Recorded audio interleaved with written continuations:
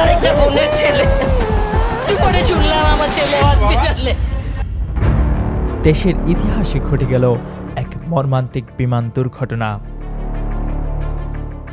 শিক্ষার্থী ও অভিভাবকদের কান্নায় আকাশ ভারী হয়ে উঠেছে।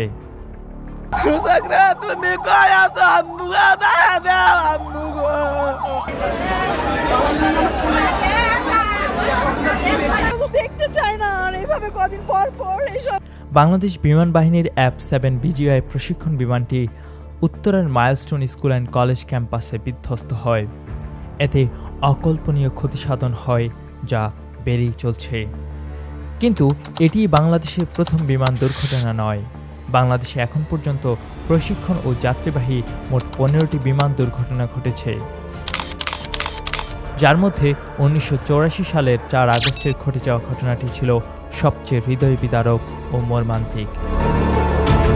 সেদিন বিমানের F-27 ফ্লাইটটি বন্দরনগরী চট্টগ্রাম থেকে রাজধানী ঢাকায় আসার উদ্দেশ্যে বিধ্বস্ত হলে দেশের প্রথম নারী পাইলট কানিজ ফাতেমা বিমানের কো পাইলট সহ মোট 49 জন প্রাণ হারান। এর আগে স্বাধীনতা পরবর্তী বাংলাদেশে প্রথম বিমান দুর্ঘটনা ঘটে 1972 সালের 10 ফেব্রুয়ারি। ম্যাকডোনাল্ডস ডগলাস কোম্পানির তৈরি DC-3 এয়ারক্রাফটটি বিধ্বস্ত হলে 5 জন ক্রু নিহত হন।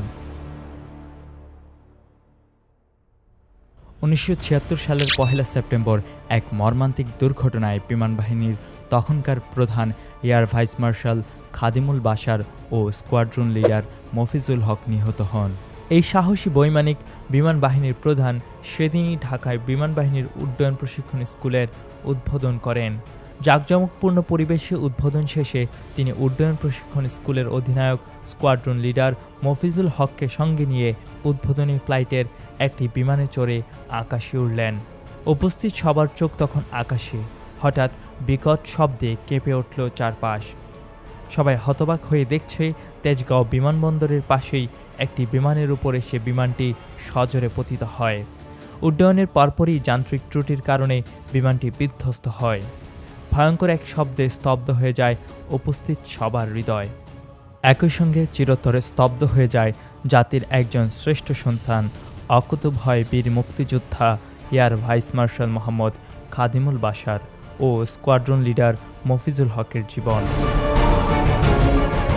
1998 সালের 27 সেপ্টেম্বর প্রশিক্ষণ উড্ডয়নের সময় এয়ার পারাবতের একটি বিমানে আগুন ধরলে ঢাকার পোস্তগোলায় বিধ্বস্ত হয় এবং পাইলট ফারিয়া লারা ও কো পাইলট সৈয়দ রফিকুল ইসলাম নিহত হন। 2008 সালে JC-5 K-8 কারাকোরাম মডেলের একটি প্রশিক্ষণ বিমান কুমিল্লায় বিধ্বস্ত হয়। তবে পাইলট এবং প্রশিক্ষণার্থী দুজনেই বের হতে সমর্থ হন। পরে বিমানটি বিধ্বস্ত হয়। 2014 সালে টাঙ্গাইলে বিমান বাহিনীর একটি প্রশিক্ষণ বিমান বিধ্বস্ত হয়। এতে 2 জন পাইলট অল্পের জন্য প্রাণে বেঁচে যান।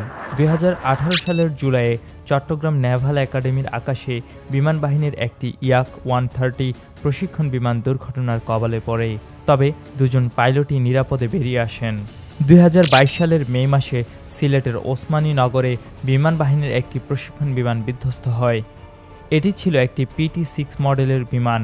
2 জন পাইলটই প্যারাশুট ব্যবহার করে নামতে সক্ষম হন।